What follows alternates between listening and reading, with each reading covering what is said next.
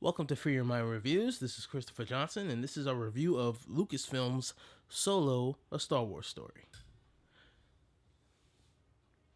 So, Solo, a Star Wars story, basically takes place in the time frame of Han Solo's teens, 18 to 21, and deals with basically how he first got and first met some of the most iconic parts of his life in the original Star Wars trilogy. Meeting Chewie, getting the Falcon, meeting Lando, all that stuff.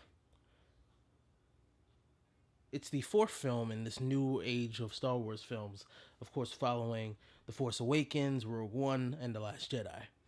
Now, you're not gonna get the controversy of The Last Jedi here. I loved The Last Jedi. I loved how Rian Johnson pushed everything that I loved about Star Wars. Made me question everything that I loved about Star Wars, what I loved about the Jedi, what I loved about Luke Skywalker, what I loved about the new characters.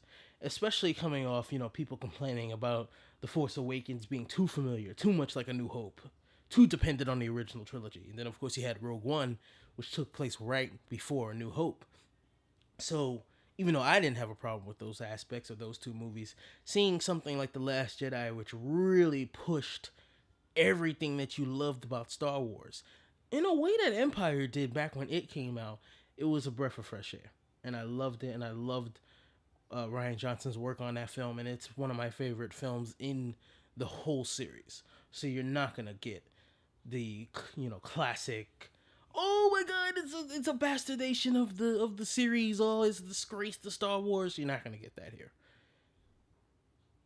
So having a movie like that, having a film like Last Jedi that really pushed the boundaries of the franchise, it was a little bit weird to go not only to go back to something so familiar and so, I know unnecessary is a weird choice of words when it comes to a film in general, but when you're looking at a film like Solo, a Star Wars story, which not only is a story that kind of didn't ask for, at least for movie form, but more importantly, you're recasting the most iconic aspect of that role.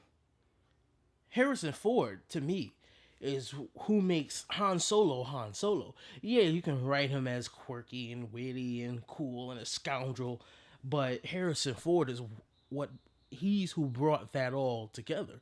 So it's always going to be hard to see anybody replace Harrison Ford in a role that he made legendary. That's a big reason why I personally never want to see Indiana Jones get rebooted. I have no interest in seeing Indiana Jones getting played by somebody else. We've seen Indiana Jones like characters. We've seen Han Solo like characters. I don't really want to see those iconic roles be played by other people. But Alden Ehrenreich did a fine job. He did a fine job playing the role. He's not bad. He's fine. But it's a little difficult sometimes when you're seeing somebody wearing the clothes of such a legend like Harrison Ford.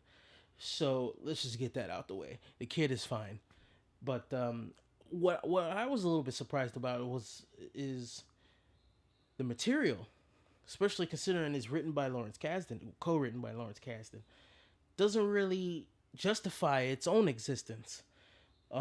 It's basically the biggest problem with a lot of prequels is it only seems to exist to see the cool aspects of somebody's past, but it doesn't really have the fully formed story to make you go, you need to exist, you need to live.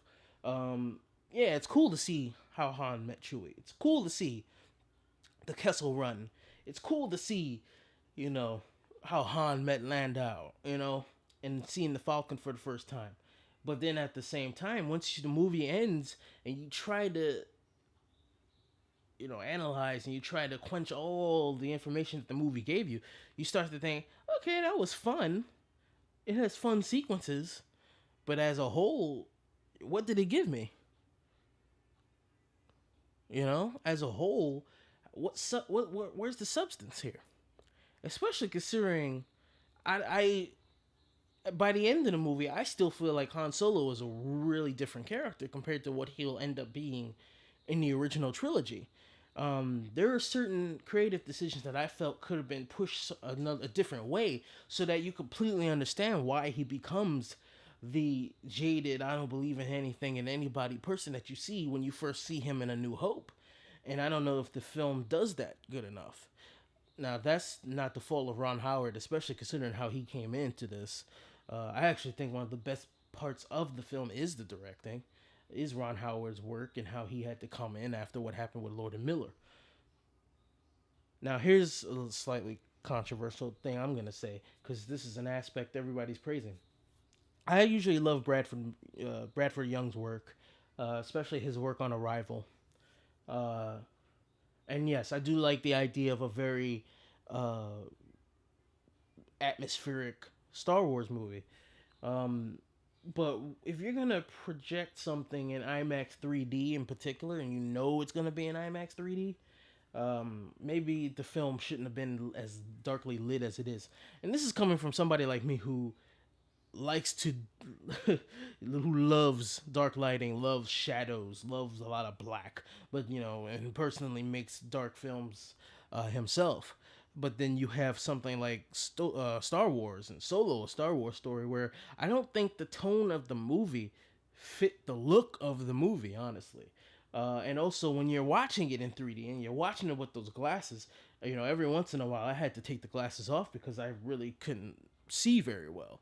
And you can think, oh, maybe it's the projection, maybe it's the lamp.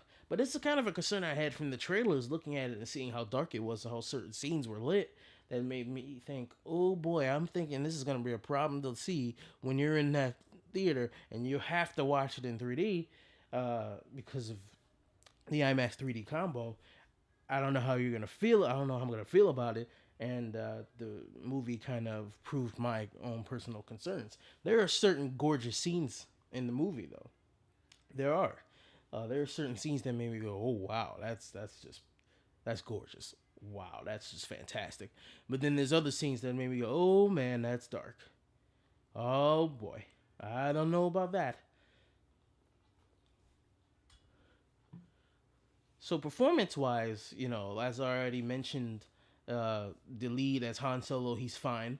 You're never gonna not forget Harrison Ford, but the kid does the best with the material he has. Donald Glover as Lando, I think, is really good. He really feels like a younger version of that character. Amelia Clark is fine. I think some of the early response about her being so horrible was a little overstated, even though her chemistry with Alden isn't really there much. Like they come off more as cousins than they do as romantic interests. It's funny. Chewie, who of course doesn't ever speak a lick of English, but you could tell from the body language, the look in his eyes, he is such still has such a great rapport with Han Solo, and he's really one of the best parts of the movie. And you just gotta love Chewie, gotta love Chewie.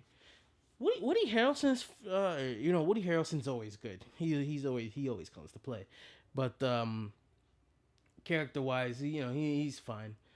Certain decisions that they do with the characters, kind of, you can see it coming a mile away, and just judging off of what he's done in the past, especially last year when he had that great part as the Colonel in War for the Planet of the Apes, he's capable of so much more.